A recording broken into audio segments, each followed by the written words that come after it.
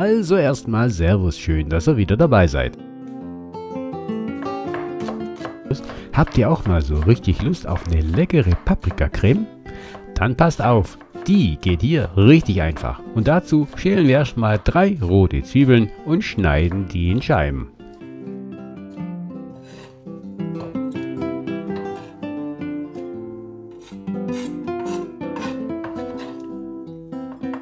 Wenn ihr wollt, könnt ihr natürlich auch noch ein bisschen Knoblauchgeschmack hinzugeben, indem ihr 1 bis 2 Knoblauchzehen schält und ebenfalls in Scheiben schneidet.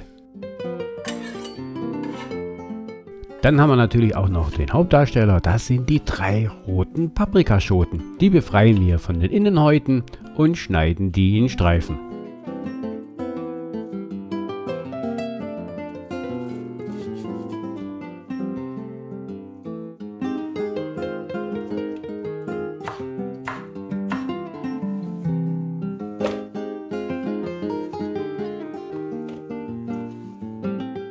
Und dann geht es auch schon an den Herd, weil wir braten das Ganze richtig gut an, weil wir wollen richtig guten Geschmack in der Paprikacreme haben. Da geben wir Butterschmalz in eine Pfanne und wir braten gleich mal schon die Paprikastreifen an. Von Anfang an können wir aber schon mal gut mit Salz würzen, damit es auch schön einzieht.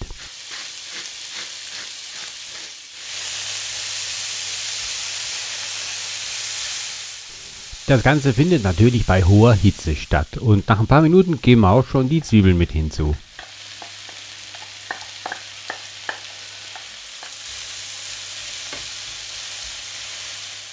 Wir wollen ja auch noch weiter Geschmack haben, deswegen nehme ich frischen Thymian, den ich noch vom Garten habe, jetzt auch noch mit hinzu und streife ihn einfach ab, sodass nur die Blätter hineinkommen in die Pfanne.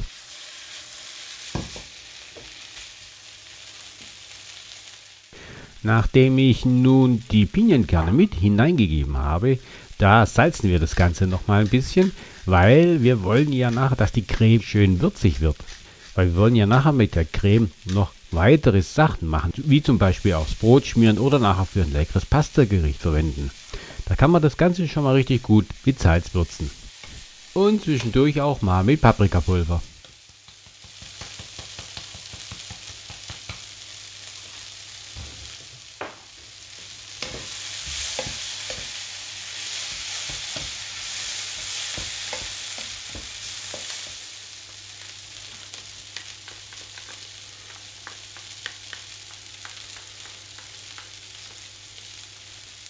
Jetzt zum Schluss, beziehungsweise fast zum Schluss, geben wir noch den Knoblauch hinzu, geben nochmal Olivenöl reichlich hinzu und schalten den Herd dabei aus. Dann schmecken wir das Ganze noch ab und würzen nochmal eventuell reichlich mit Salz, sodass auch wirklich Geschmack dran ist. Wenn wir jetzt das Ganze in einen Pürierbehälter geben und das Ganze durchpürieren.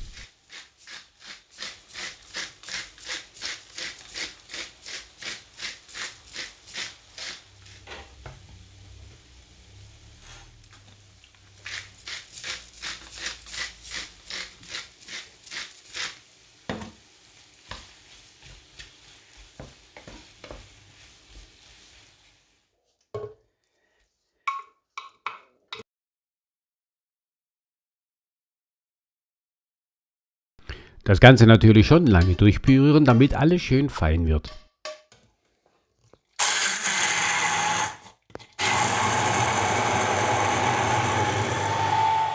Und wer jetzt meint, das wär's schon. Wir haben noch eine Zutat und das ist der Frischkäse. Da nehmen wir 200 Gramm, geben den in eine Schüssel und geben auch die Paprikacreme mit hinzu und rühren das Ganze gut durch. Und ihr werdet sehen, das ist noch das i-Tüpfelchen, was das Ganze perfekt macht.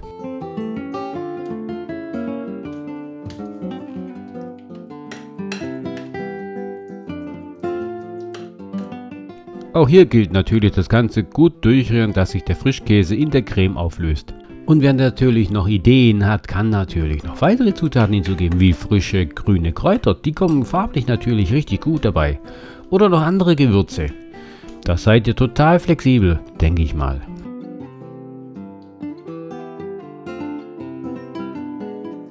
Jetzt, wie ihr seht, die Creme ist richtig flüssig und deswegen gebe ich sie abgedeckt in den Kühlschrank. Aber ihr müsst echt zugeben, oder wie lecker diese Creme aussieht. Und wenn sie dann aus dem Kühlschrank kommt, dann ist die Creme richtig schön fest und man kann sie schön zum Streichen verwenden oder nachher für weitere Rezepte. Aber ich hoffe, es hat euch gefallen und ich sehe euch bei der nächsten Folge wieder. Also ich sage Tschüss, bis zum nächsten Mal, bleibt gesund und bleibt am Ball.